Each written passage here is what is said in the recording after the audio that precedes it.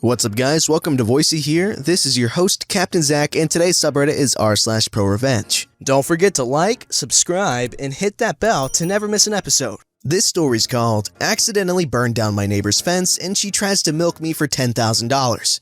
Judge humbles that butt up real quick. This sub has gotten me through a lot of boredom and has provided me with hours of entertainment. I figure it's my turn to tell my revenge story. So it's been about 4 years since this happened. I was about 18 at the time, working for a security company. There were constant call-offs and no-shows. Have no idea why, but being so young and naive, I was constantly working 16-hour shifts and not coming home until 8 a.m. Also, I lived with my father at the time. The time frame of this was around 4th of July. I finally had a day off and my best friend was back in town for vacation. We decided to get together and chip in on some good old American fireworks. To be fair, I have had nothing but bad experiences with fireworks, so I had no idea how this would be any different. We got home with the fireworks and we laid them all out on the floor. Sparklers, bottle rockets, cakes, and Roman candles. I say, why don't we mess around with some sparklers since it's still not dark yet? Great idea! We go into my backyard where it hasn't rained in well over 2 months and it is extremely dry. You see the problem here? One of the little sparkies from mine and my friend's sparkler made contact with the ground and made 2 small fires that quickly spread to a large area. I ran as fast as I could to grab the garden hose and quickly started spraying down the fire. It was no use. It was spreading faster than I could spray it. I handed my friend the hose and called 911. What felt like hours was only 4 minutes, and the fire was spreading to the neighbor's fence. The neighbor came outside and they were fairly calm to grab their hose and spray down the fence, along with the dead grass in her yard. The fire department shows up finally, and I tell my friend, only one of us needs to get in trouble. You should leave. He was reluctant to leave because he felt equally responsible, but I convinced him. I didn't want him to get into any trouble and have to drop out of college. My neighbor was super chill about the entire situation, at first. I told her that we could talk about replacing the fence and get some quotes to repair it. She was just super grateful that everyone was okay. About 2 hours after the fire, the arson/fire investigator came to question me about the fire. I told him the truth. I said I was in the backyard by myself playing with fireworks and accidentally lit the ground on fire. I had gotten off that day without being hit by any charges and was commended for being honest. Here is where it goes downhill very fast. About a week later, I get a knock on the door from the neighbor. I opened the door and she handed me 2 pieces of paper for me to look at. There is a quote for the fence valued at around $4,000 and an estimate for lawn care valued at $6,000. These were really shady and just typed out on a Microsoft Word document. No logo or company name. She then adds, I will also be having you pay my water bill for 3 months because the new yard will need lots of water. Now, the fence this woman had before was raggedy and falling apart. Her yard? Dead grass, weeds everywhere, never mowed it. Now, looking at this paper, she wants a mahogany fence and a brand new backyard with flowers and trimmed hedges? I said, I need to get an estimate myself, this doesn't feel right. She says, remember you agreed to replace my fence and a real man keeps his promises. I shut the door and called my dad to tell him about what just happened. He flipped the freak out and told me, son, don't you give that floozy a single dime. He gives me the number to his handyman and tells me to take care of it. The next day, I had the guy come out for an estimate, and the neighbor ran outside, flailing her arms. I did not give you permission to get an estimate on my fence. Technically, it separates the property line, so it's both of our fences. She calls the cops on me for having a contractor, and they ultimately can't do a single thing because I'm on my property. He quickly finishes the estimate off at $1,200. I also knew a guy who did lawn care for my time working at the grocery store. He estimated the lawn reseeding while she was away from the house to be about $800. After I get these estimates, I give the copies to the woman and she is having none of it. I don't know these people, I don't want them near my house, they're probably really crappy contractors. I said, no, I know them personally, they are really nice people and do great work. She shut the door in my face and I went on my way. I ended up working a 16-hour shift that night and got home at 8 a.m. This woman comes knocking on my door at 9 a.m. and demanded I speak to her. I explained, I would really love to do this, but I just got home and I have to be back at work in less than 5 hours. I need to sleep.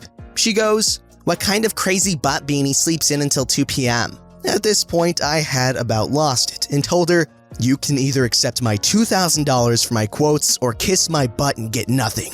She stood there for a while with her mouth gaped open, but she accepted my offer and planned to meet down at the notary the next morning. I spent that night after I got off work writing a contract and gathering the $2,000 in cash. The next morning I wake up and grab this contract to meet down at the notary. I was thrilled to finally be done with this broad and never speak to her again. I waited for her for over 3 hours and she didn't show up. I get a call from her saying, "I'm sorry, the $2,000 isn't enough. I'm having my guys start work on this project and you will be paying the full price." Oh, really? After that, I did not say a single word to her and watched for a few months as these guys turned her backyard into an oasis, complete with a small pond, brand new sod and flowers, the whole 9 yards. Come to find out, she had plans to remodel these things for a long time and was just waiting for the opportunity to go through with it. Also in this time, she used her remodel funds to go on a trip to Hawaii. You know how I found out about this? She was bragging about it on the neighborhood Facebook group and didn't know I was in it. I have a different Facebook name than my real name. Are you ready for the revenge? Now, 4 months after the fire and all the remodels, I get served papers to go to court for $10,300. At 18 years old, I'm having to hire a lawyer to work my case. When we finally do get into court, I lay everything out. The quotes, being harassed multiple times, not showing up after agreeing to a deal, not wanting me to get my own quotes, required by law by the way, and her bragging about screwing me out of money, and I have proof of all of this. The judge looked at her and said, "Ma'am, with all due respect, you're out of your dadgum mind. Not only did this young man tell me the truth of what happened, he offered to pay you more than he was supposed to. Your lawn was already dead before the fire occurred, therefore he's only responsible for the fence of $1,200. I will also deduct from this his lawyer's fees." $800. So I burned this woman's fence down and all I'm having to give her is $400? Cool. She took a huge financial loss from this. Not sure how much the Hawaii trip cost her, but she was in serious debt. She ended up having to sell the house because of it and moved into a smaller house.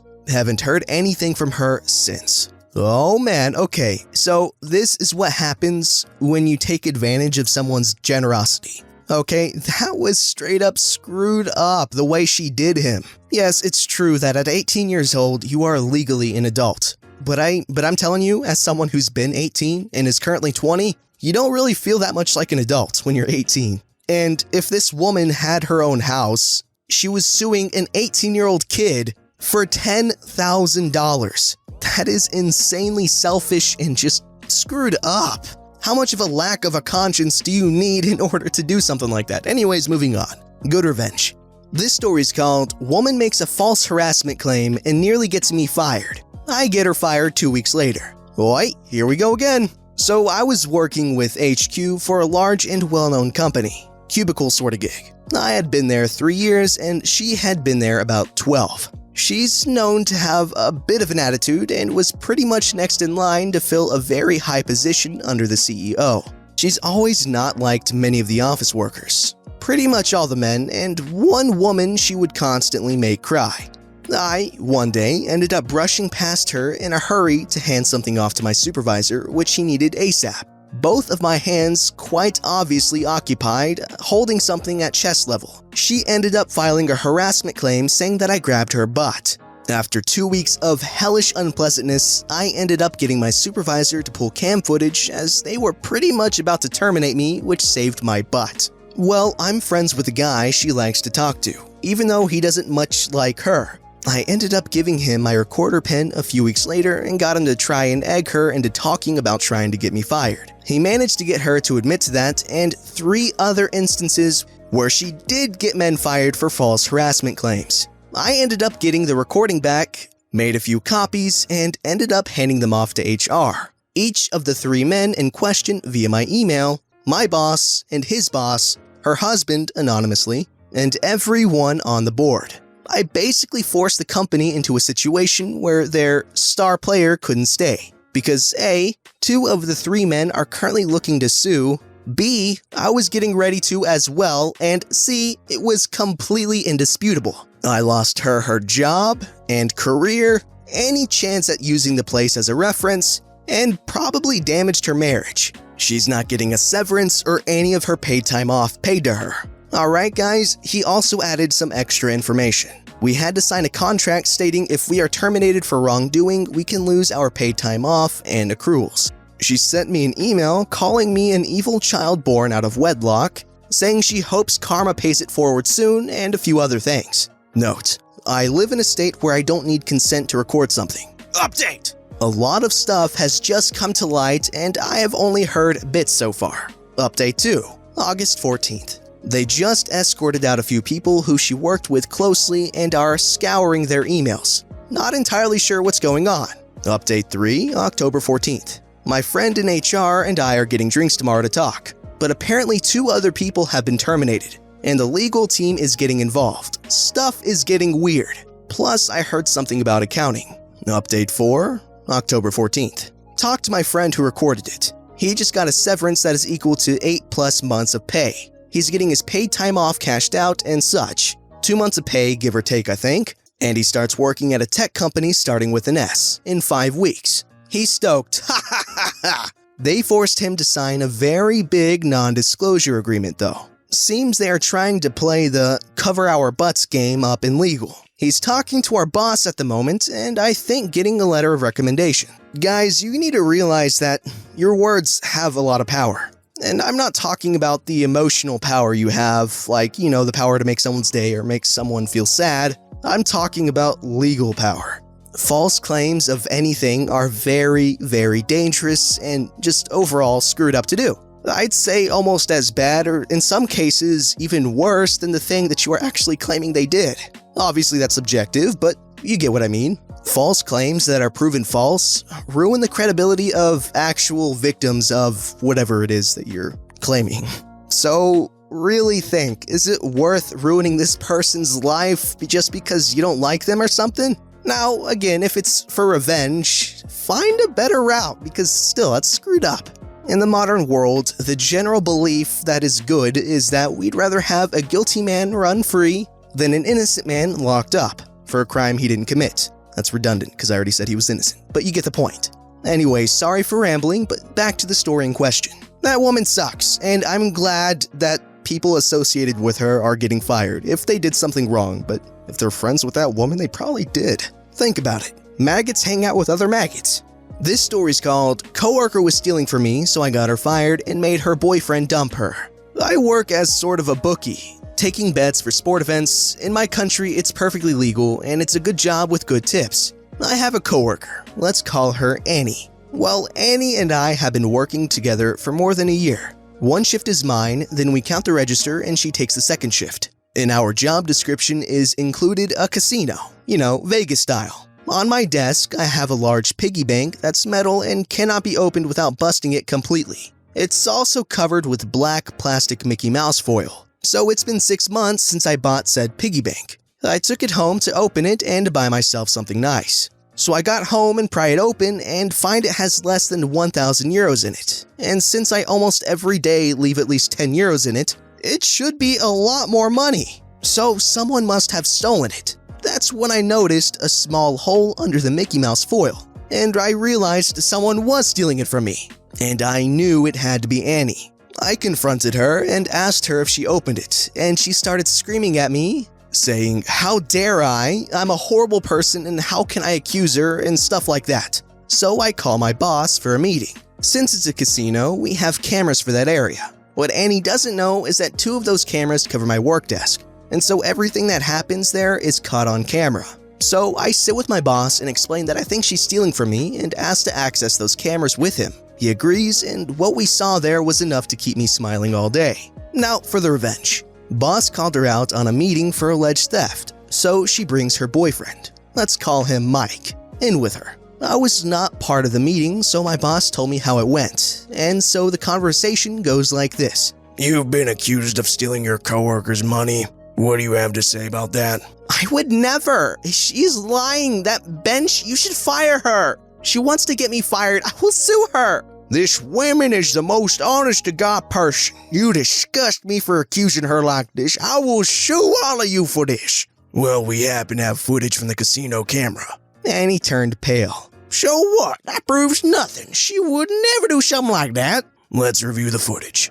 There's no need for that. I admit it. I stole the money. Mike, let's go. Play it. There's nothing on it anyway. She didn't steal anything. Boss plays the footage. Picture the end of my coworker shift. She turned most of the lights off and sat on my desk, and for 10 minutes you can see her prying my metal piggy bank open and taking some of the money and masking the hole. What I did not know is that she periodically took the money when she was on the second shift. What I also didn't know, and neither did her boyfriend, is that on one of the tapes, you can see a man entering past the closing time. That's enough. Don't need to see more. I admit it. I stole from her. Give me the tape. She proceeded to go for the laptop. Sit the truck down. You are fired and you'll return every penny. Who was that guy? I want to see the rest of the tape. No one, just a customer. Okay, I'm fired. Let's go. We saw everything. Let's go, please. Boss plays the rest of the tape. You can see the guy coming in and going behind the desk to Annie and acting, well, like her boyfriend would. You're not allowed to stay in the building after closing time and sure as hell are not allowed to do that. You told me you worked late. No, this is not real. This is Photoshop. They did this to me. She wants to ruin me. Please leave your keys on the table. You will be escorted by security. And the keys to my apartment. You're not welcome anymore. Well, I've been told the dude didn't even argue with her. He just cut her off. And to be honest, good for him. Boss fired her that day and I haven't seen her since. And I'm suing her for the money she stole from me. So guys, that's the whole story. Wow, serves her right, okay? Not only is she stealing, she's cheating? No.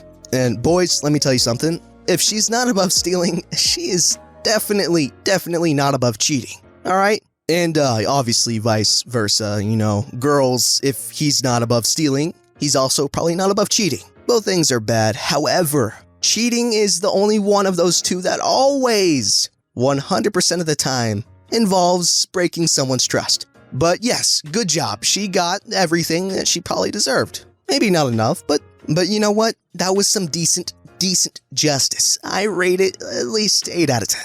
This story's called Friend Pranks My Parents on Their Wedding Day. My grandpa takes care of that. My grandpa was a quiet guy. He loved his family more than anything, and he was very observant. The wedding reception was in full swing. Everyone is drinking and dancing and having a great time. One of my dad's friends drunkenly decides to play a prank. He gets 2 more of my dad's buddies to help. Grandpa notices him sneaking out and watches. Now, my mom had a kick-butt car. It was a blue Camaro with a Landau top, and was either a 69, 70, or 71. My mom doesn't remember. This friend of dad's also had a Camaro of the same year. Anyway, the trio go out to my mom's car, pop the hood, and take apart. I think it was spark plugs, but whatever they took, it meant the car wouldn't start, leaving my parents kind of stranded. Grandpa saw this, waited till the drunk guys went back in, then took the same part from the drunk guy's car and put it in my mom's. He then took the drunk guy's tools and flashlight and hid them in the coat closet. Soon it's real dark, so the newlyweds leave for the hotel room. Drunk guy and his friends are even drunker and discover their car won't start. They pop the hood and see the missing part and start looking for the tools and flashlight. Grandpa walks over and says, "Your tools and light are in the coat closet. I hope your car is comfy because the building won't be unlocked until morning." Of course, Grandpa tells Grandma, they laugh, and Grandma tells my mom and dad. My grandpa was the best. What a short and sweet, and by sweet I mean actually wholesome. That was a pleasant story to read, but I think it's kinda screwed up to prank newlyweds, especially on their wedding night. But what are groomsmen for if not that? Don't forget to like, subscribe, and hit that bell to never miss an episode.